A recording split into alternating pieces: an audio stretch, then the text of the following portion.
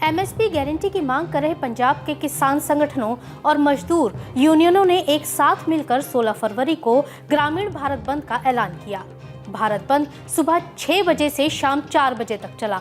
भारत बंद के लिए संयुक्त किसान मोर्चा ने सभी किसान संगठनों से एकजुट होकर बंद में शामिल होने की अपील की थी। दिल्ली की तरफ कूच करने के लिए किसानों के भारत बंद का दिल्ली पर क्या असर पड़ा, चलिए आपको बताते हैं। नमस्ते, मैं हूं सुनैना सिंह, आप देख रहे हैं न्यूज नेशन। 16 फरवरी को पंजाब के किसानों ने भारत बंद किया। दिल्ली की तरफ बढ़ रहे किसानों के देशव्यापी बंद का असर दिल्ली के बाजारों और सड़कों पर दिखाई नहीं दिया।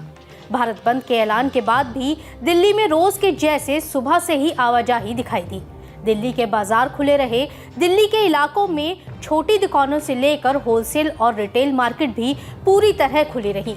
इस वजह से कहा जा सकता है कि किसानों के भारत बंद का असर दिल्ली पर बेअसर रहा। वहीं कन्फेडरेशन ऑफ इंडिया ट्रेडर्स यानी कैट के राष्ट्रीय अध्यक्ष ने कहा कि दिल्ली में भारत बंद नहीं है, व्यापारियों ने अपने प्रतिष्ठान खोले हैं।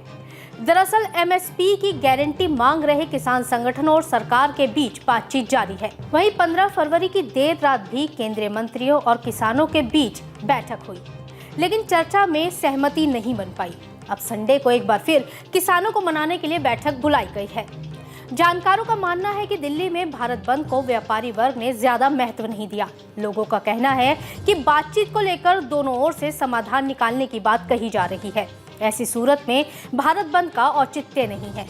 अगर किसान अन्नदाता है तो व्यापारी करदाता है, जिसका राष्ट्रीय अर्थव्यवस्था में अहम योगदान है। राष्ट्रीय खजाने में व्यापारियों का योगदान कभी कम नहीं आंका जाना चाहिए।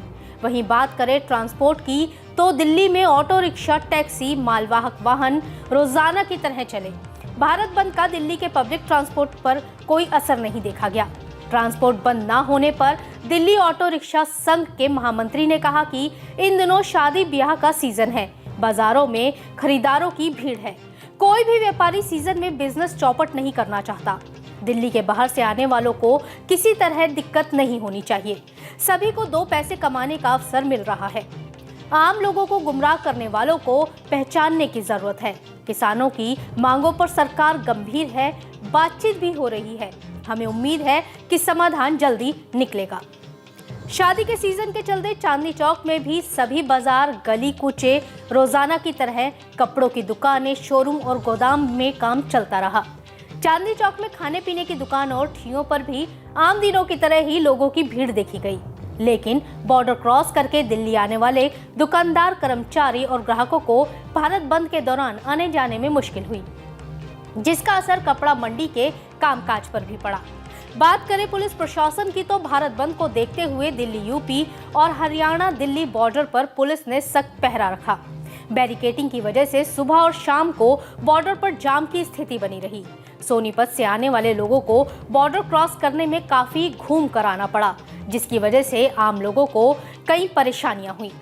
आपको हमारी ये खबर कैसी लगी, हमें कमेंट सेक्शन में जरूर बताइएगा। लेकिन चलते चलते एक जरूरी बात, आपको हमारे चैनल पर एक ज्वाइन बटन दिख रहा होगा, जिस पर क्लिक करके आप हमारी पेड मेंबरशिप ले सकते हैं। ज्यादा जानकारी आपको बटन पर क्लिक करके मिल जाएगी। तो देश और दुनिया की तमाम खबरों को जानने के लिए बने रहें न्यूज नेशन के साथ। नमस्ते।